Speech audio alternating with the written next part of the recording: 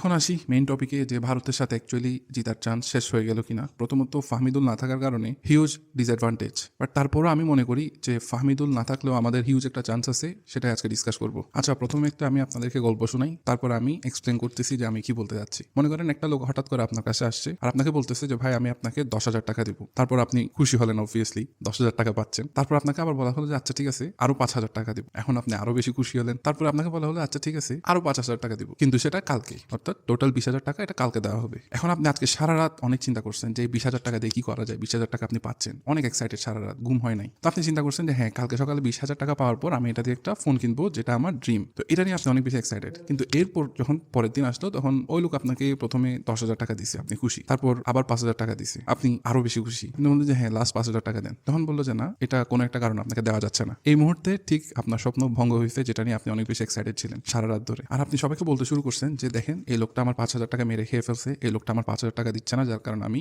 আমার ড্রিম ফোনটা কিনতে পারতেছি না। আপনার সাথে সাথে বাকি সবাই অনেক স্যাড, ঠিক আছে। তো আমি এই অ্যানালজিটা একটু ভেঙে দিই। সেটা হচ্ছে সে যে 10,000 টাকা দিল সেটা হচ্ছে হামজা চৌধুরী, আর সে যে 5,000 টাকা দিল সেটা হচ্ছে আলামিনের মতো একজন প্লেয়ার, আর যে 5,000 টাকা তো সে দেয় নাই সেটা হচ্ছে ফাহমিদুল ইসলাম। এবার আপনি দেখেন জিনিসটা, আমরা কিন্তু এর আগের ম্যাচের সাথে তুলনা করলে আমরা কিন্তু একসাথে 3টা বড় প্লেয়ার পেতে যাচ্ছিলাম, বা পটেনশিয়াল ভালো প্লেয়ার, একজন এস্টাবলিশ আর 2জন পটেনশিয়াল। এই ক্ষেত্রে আমরা 2জন পাইছি, বাট একজন পাই নাই। একজন না পাওয়ার দুঃখে আমরা ভুলে গেছি যে আমরা কিন্তু 2জন পেয়েছি, কারণ আমরা পাওয়ার পর এটা অ্যাপ্রিসিয়েট করতে ভুলে গেছি। তো এই ক্ষেত্রে আমি যেটা বুঝাতে চাচ্ছি সেটা হচ্ছে হ্যাঁ আমরা ফাহমিদুলকে পাই নাই, একটু ব্যাকফুটে আসি, কিন্তু তার মানে এই না যে আমরা বাকি 2জনকেও পাই নাই। এটাই বলতে চাচ্ছি যে এই 2জন আসার কারণে দলে অনেক ইমপ্রুভমেন্ট হবে।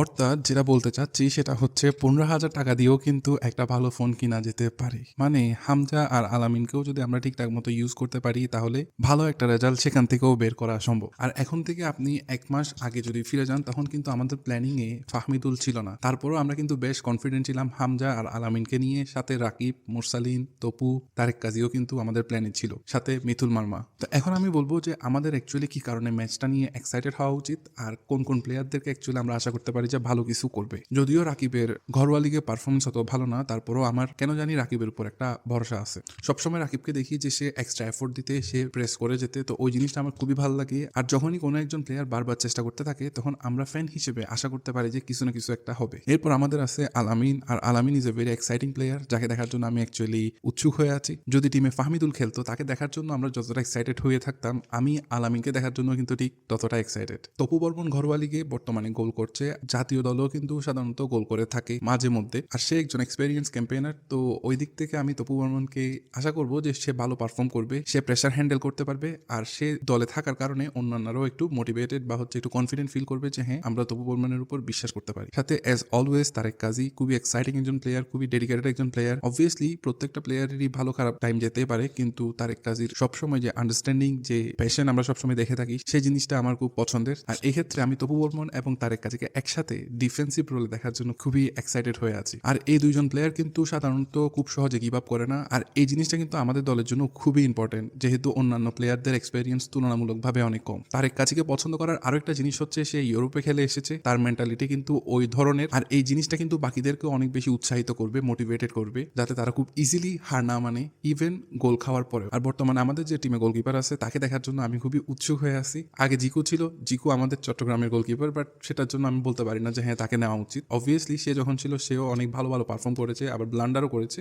বাট কিছু কিছু ম্যাচে সে এমন পারফর্ম করেছে যেটা অ্যাকচুয়ালি মনে রাখার মতো, যার কারণেই কিন্তু বক্তারা তাকে বাজ পাখি বলতো। কিন্তু এখন যেহেতু সে সিনে নাই, আমি আশা করবো যে সে এই জিনিসটাকে অনেক পজিটিভলি নিবে, আর সেও চেষ্টা করবে কামব্যাক করার, কোচ যাতে তাকে ইজিলি বাদ দিতে না পারে। আর এখন সে অলরেডি জানে যে কোচ যখন উল্টাপাল্টা কল করতেছে, বাংলাদেশের মানুষ কিন্তু অন্ধ না। বাংলাদেশের মানুষ যদি কোনো একজন প্লেয়ার পারফর্ম করে আর যদি তাকে টিমে না নেওয়া হয়, সেটার প্রতিবাদ কিন্তু বাংলাদেশের মানুষ করতেছে। তো এই ক্ষেত্রে জিকো যদি পারফর্ম করে তাকে যদি টিমে না নেওয়া হয় তাহলে কি হবে সেটা বোঝা যাচ্ছে। তো এই ক্ষেত্রে আমি বলবো জিকোর হচ্ছে এই জিনিসটা পজিটিভলি নেওয়া উচিত, পারফর্ম করে দলে আসার চেষ্টা করা উচিত। আগে যা হয়েছে হয়েছে, কিন্তু এখন তাকে কামব্যাক করার চেষ্টা করতে হবে। এই জায়গায় মুরসালিনকে অনেকে পছন্দ করছে না, এটার কয়েকটা রিজন থাকতে পারে। একটা তো বসুন্ধরা, আর একটা তো সে অনেকদিন ধরে খেলে না, তারপর সিন্ডিকেটের ব্যাপার স্যাপার আছে। বাট আমি মনে করি সে যেহেতু জাতীয় দলে এসে গোল করেছে, আমার মতে আমি তাকে ট্রাস্ট করতে পারি, কারণ একটা মানুষের যে কনফিডেন্স, একটা মানুষের যে মেন্টালিটি, এটা কিন্তু আপনি একদিনে অন্য কারোর মধ্যে গ্রো করাইতে পারবেন না। আর এটার কারণে আমি মুরসালিনকে ভরসা করতেছি, কোচ যদি তাকে সিস্টেম মতো খেলায়, তার যেহেতু ওই ক্ষুধাটা আছে, তার যেহেতু ওই কনফিডেন্সটা আছে, তার যেহেতু ওই এক্সপিরিয়েন্সটা আছে যে জাতীয় দলে কিভাবে গোল করতে হয়, আশা করি ওই জিনিসটা একটু হলেও তাকে হেল্প করবে বা অন্যান্য প্লেয়ারদের চেয়ে একটু এগিয়ে রাখবে।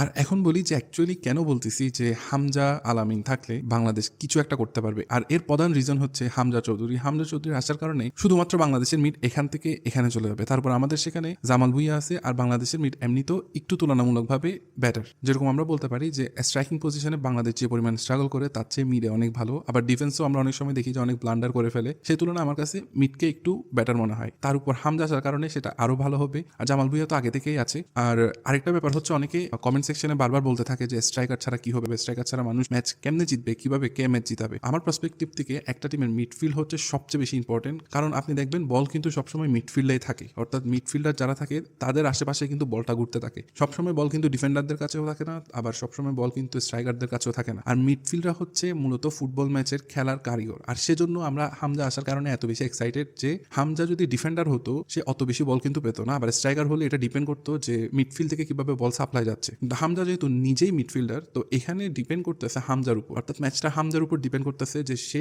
ভালো পারফর্ম করলে বাংলাদেশ টিম ভালো পারফর্ম করতে পারে। কিন্তু বাংলাদেশ টিমের মেইন সমস্যা হচ্ছে গোল করতে পারে না, ফিনিশিং করতে পারে না। এই ক্ষেত্রে আমাদের আশার আলো হচ্ছে আলামিন যেহেতু ভালো ফিনিশ করতে পারে, এই ক্ষেত্রে আমরা আশা করতে পারি হামজা যে বলগুলো সাপ্লাই দিবে সেগুলো আলামিন ফিনিশ করার চেষ্টা করবে। এই ক্ষেত্রে ফাহমিদুল যদি দলে থাকতো এই টিমটা অনেক বেশি ডেঞ্জারাস হয়ে যেত ইন্ডিয়ার জন্য। হয়তো ইন্ডিয়া খেয়ালই করতে পারতো না যে কোন প্লেয়ারটাকে অ্যাকচুয়ালি ট্যাকেল করতে হবে, কোন প্লেয়ারটার জন্য অ্যাকচুয়ালি কিভাবে প্ল্যানিং করতে হবে। আর ফাহমিদুলকে নিয়ে আমরা অনেক বেশি এক্সাইটেড, কিন্তু ইন্টারনেটে তার ব্যাপারে অনেক বেশি ডেটা অ্যাভেলেবেল নাই। সেই ক্ষেত্রে কিন্তু আমরা ওই বেনিফিটটা পেয়ে যেতাম যে কোচ তাকে একটা গোপন অস্ত্র হিসেবে ইউজ করতে পারতো, যেটা তার ইগোর কারণে কোচ হারাইছে। আর আরেকটা জিনিস আমি আপনাকে সহজ বাংলায় বলে দিই, আমরা হয়তো ফাহমিদুলের পার্সপেক্টিভ চিন্তা করতেছি, আমরা আমাদের পার্সপেক্টিভ চিন্তা করতেছি, কিন্তু দল হারা আর জিতা এটা অ্যাকচুয়ালি ডিপেন্ড করে কোচের উপর। দল যদি হারে সবচেয়ে বেশি ব্লেম হচ্ছে কোচের, জনগণের না, ওই প্লেয়ারদেরও না। আর দল যদি জিতে সবচেয়ে বেশি ক্রেডিট হচ্ছে কোচের, কারণ কোচের প্ল্যানিং এর উপর সবকিছু ডিপেন্ড করতেছে। তো এই ক্ষেত্রে ফাহমিদুলকে টিমে না রেখে সবচেয়ে বড় লস যার হয়েছে সেটা হচ্ছে কোচ, কারণ টিম যদি খারাপ করে continuously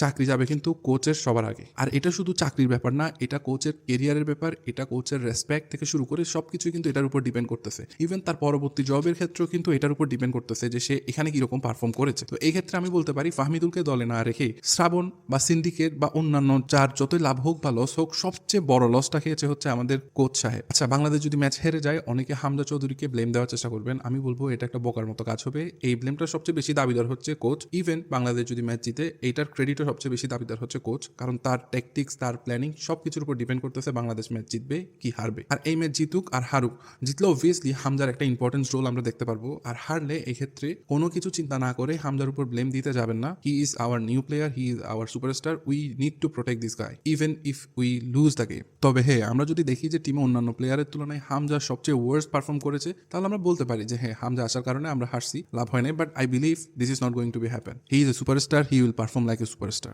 you see that. Finally Bangladesh কি জিতবে কিনা, আমার প্রেডিকশন হচ্ছে বাংলাদেশ পয়েন্ট নিয়ে আসবে, সেটা ড্র হোক বা জয় হোক। আর যারা ইন্ডিয়ান আছে, দেখেন আমি ইন্ডিয়াকে ছোট করতেছি না, এটা just as a Bangladeshi fan এটাই আমার প্রত্যাশা, আর আমার মনে হচ্ছে এটাই হবে। তারপরও ইন্ডিয়া অনেক বড় টিম, যথাযথ রেসপেক্ট দিয়ে বলতেছি যে হ্যাঁ, আপনাদের চান্স অনেক বেশি হতে পারে অবভিয়াসলি, কিন্তু আমাদের চান্স আমাদের দৃষ্টিতে কম না। তো আশা করি মাইন্ড করবেন না আপনারা, কমেন্ট সেকশনে গালাগালি করবেন না। ধন্যবাদ, আসসালামু আলাইকুম।